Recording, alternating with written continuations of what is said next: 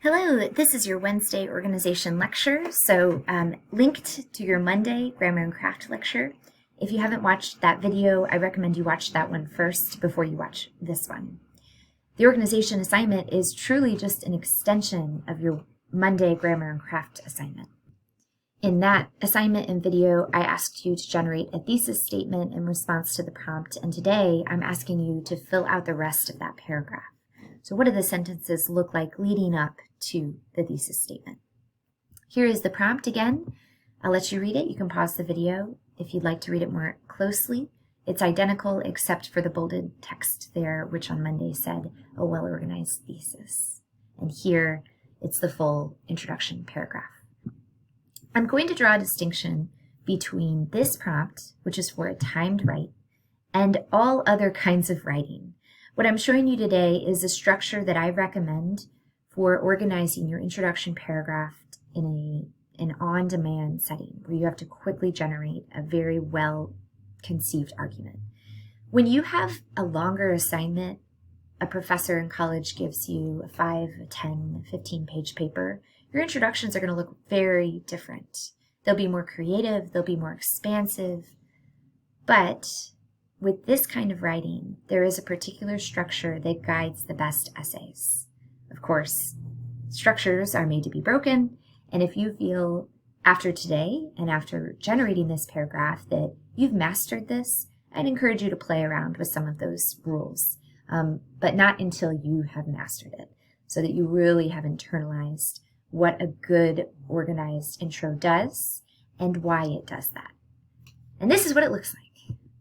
So, in an on-demand setting, in a timed write, this is how you write a good organization with a thesis statement. The cardinal rule is to keep it short. The intro is truly that. It is introducing your argument. If you make it too long, you get lost in the weeds of trying to explain what you are about to do. The most important thing you can do in an on-demand essay is simply make the argument. Do it, the work of the argument. Don't spend so long presenting the concepts that you're going to explore. Immediately start exploring them. So keep it short. A good intro is 1 to 4 sentences, not 10. The first thing you do is immediately address the claim. There will be a prompt, a question. You immediately give them your answer. You don't need to get into the nuances of the answer, the layers of the answer. That is what a thesis is for. You simply have to address your answer as quickly as you can in an interesting way. To do that, you begin with the title, the author, and the genre. It's your way into the argument. In the novel, The Lord of the Flies by William Golding.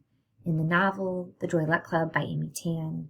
In the poem, Waiting by William Carlos Williams, you're immediately jumping into the text. Unlike another intro for a longer piece where you might say, have you ever wondered about the concept of power? You know, those sorts of call to action or questions, not for a timed write. Immediately address the text and the prompt. And then, this is optional, but in the middle of the paragraph, you can build a sentence or two that bridges from that initial claim to your thesis. I'll show you what this is like when done well. I'll show you when it detracts from the argument. In general, though, this can be the place where if you want to include specific hooks or scenes from the book that inspired your thinking, you could put them in there. They're really engaging sometimes, and they can help you build out the ground, the soil for your thesis statement. And then lastly, your thesis, which we've covered on Monday. It's 1, maybe 2 sentences. If it's 1 sentence, it's 2-part. It's a multi-part concept that you're trying to address. It should be the greatest sentence in the essay, the thesis. It should capture what you're going to do, and it should leave a little bit of room in the end there for why that matters. The second greatest sentence in the essay, by the way, is your last sentence. Between those two, you should have a nice, tight look at what it is that you're trying to accomplish as the writer of this essay. All right, so what does this look like? We have a number of models, and we have some non-models as well, and I'm going to just spend some time showing you those. Our models are from you all. I'm going to show you Eli and Eden's again. Both of those essays have really strong structure of these introduction paragraphs. So let's begin by going to our site where I've pulled up Eden's and it's ready to go. All right, so Eden begins with the first sentence, that tag introduction sentence that addresses the claim. In William Golding's Lord of the Flies, Ralph struggles to free himself from the power of the other boy's savagery. All right, so which character? Ralph. Eden does not begin by saying the boys struggle with, no, Ralph. This is my answer. Here's the bridge sentence. While the boys are stranded on the island, Ralph tries to remain devoted to a system of order and civilization, but the increasingly savage nature of his companions tests him both externally and internally. Eden is building really nice ground for the thesis that she's about to declare. He struggles to free himself from their savage power and ultimately from the savagery within himself. Really solid mastery of the structure at hand. And let's look at Eli's. So you'll hear some of the similarities in structure. In William Golding's Lord of the Flies, Jack struggles to free himself and others from the intrinsic worldview of proper society that dominates the mind of the boys. Jack understands deeply that the old guard of society is being torn apart at the seams, and he uses his words and actions to bring the others to return to their carnal state. What you notice here about Eli's is that it is 2 sentences. He skips that optional bridge because it's not necessary for him. It is not necessary in part because his 2 sentences are so complex. They contain a number of ideas. The number of sentences in an intro is not what makes or breaks it. It is about the quality of the ideas and their order. Eli is able to get all of his ideas into his complicated thinking in those sentences.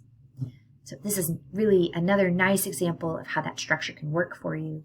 And then here's one last example of a 2-sentence intro that's still really effective and contains everything it needs to. This is from a student from the past of mine. So in Lord of the Flies by William Golding, the character Ralph struggles to overcome the power of bloodlust, a power exerted by the demon Beelzebub through actions of another character, Jack. And here's the thesis. In exploring Ralph's journey and resisting this carnal urge for power, Golding makes a point about the split between an animal and human and comments on how remorse is what keeps us human. Okay, so like Eli's, this student is able to get a lot of ideas into 2 sentences. Those sentences are complex sentences, and they address all of the pieces of a good introduction. So here's some non-examples, and they each struggle with a different part of the introduction. The very first one struggles in the very first sentence. The student writes, power is the main struggle in Lord of the Flies and pertains to the majority of the conflicts throughout the story. So there's a missing word, but more importantly, this does not answer the question. The question is, who is a character who asserts power? What is the answer? Give the answer that you have in your mind, and then spend the rest of the time trying to understand it. The second example here struggled with the bridge sentence. So the first sentence is good. In the novel Lord of the Flies, Ralph battles with the desire of power. It should be desire for power, little things that hold it back, but it's still pretty good, while also struggling to keep his sanity. He searches for a type of leadership, feeling as though he should make the rules. That sentence, it's not clear what the student wants to say. That is not as important for the reader as it is for the writer. After writing this sentence, the student didn't quite understand what the argument was they were trying to make.